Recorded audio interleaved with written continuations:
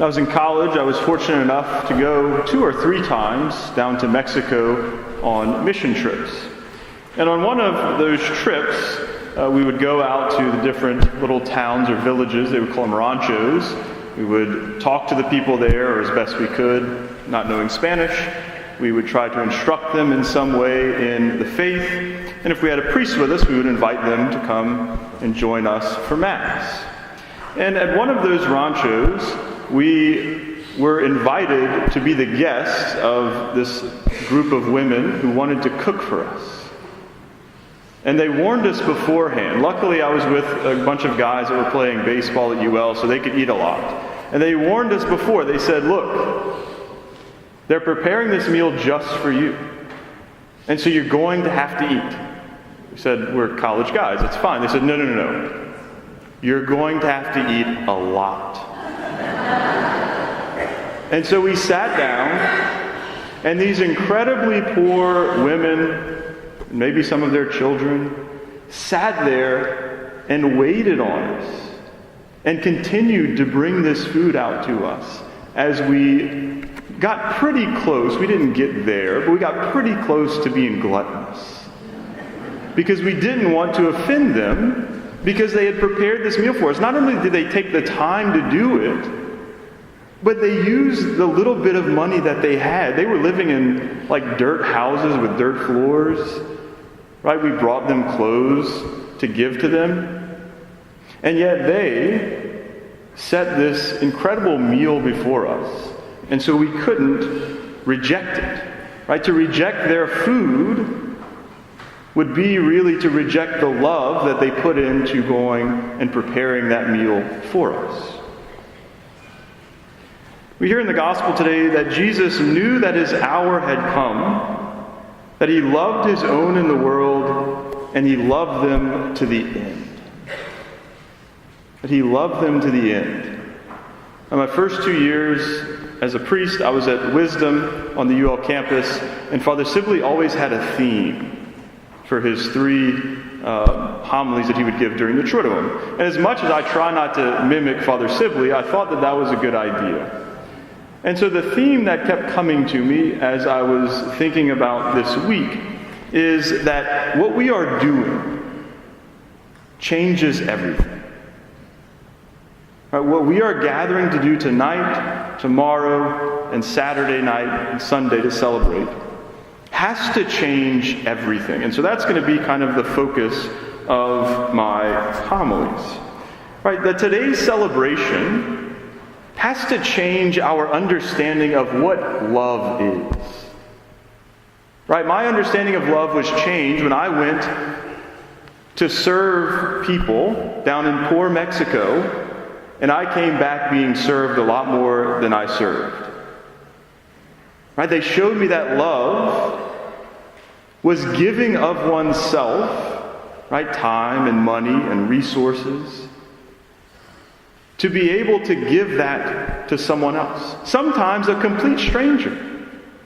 These people had never met me. They most likely won't ever see me again. But they wanted to give of themselves so that I could enjoy of what they wanted to give me. Right? That love does not entail, well, I'm going to go, I'll do this and this, but I won't do that. Right? I'm not going to go that far. Right? True love, Jesus says, goes to the end. And if we want to be Christians, if we want to imitate Jesus, if we want to be followers of Christ, then we have to become lovers that love to the end. Right? We can't hold anything back. And those humble Mexican women who served us delicious food showed me what that really meant. Right? That giving, not of their excess, not of stuff they didn't want, which is what we did, right? I went in my closet and I got all of the shirts I hadn't worn in a really long time and brought them down there to them. No. They gave of their finest resources to us so that we could enjoy that meal. Right?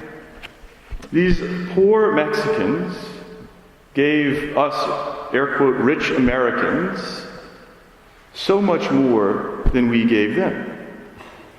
Right? Many times we think that we're self-sufficient. Many times we think that we can do and we sort of have everything that we need.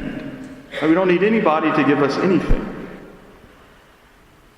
But Jesus is trying to break into that. Right? Trying to get us to see that we do need something. Even if we have all the money in the world and we can buy anything we want, there is something else that we lack. And he's trying to break in and give that to us. Right? And so he does this in a very humble way. Right? We bring to him these very ordinary gifts of bread and wine, and he gives back to us his very body and blood. He gives us everything, right? And he can only do that because his love went to the end. He did it because his love went to the end. There's a beautiful portrayal of this. I might have mentioned this to you before. Babette's Feast. It's a Danish movie. This French woman, Babette, has to escape France after the Revolution, and she goes to live with these two sisters who are the daughters of a Protestant minister. And there's a very strict Protestant community, right? They don't enjoy the finer things of life. They're very, very ordinary.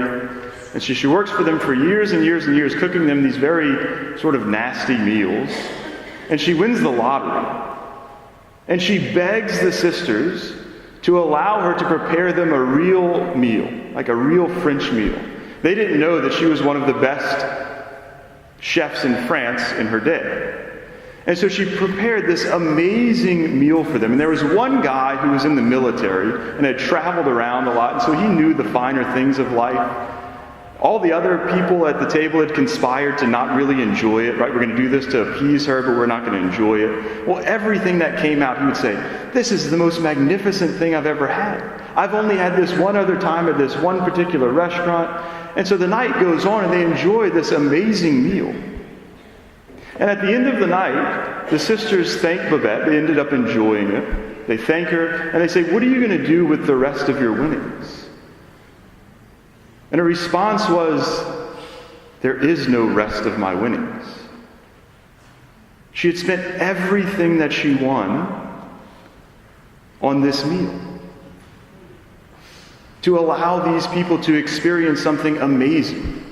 Right? She herself is a Christ figure, that she gives everything that she has. Right? She holds nothing back. She loves them to the end so that they can enjoy this wonderful meal.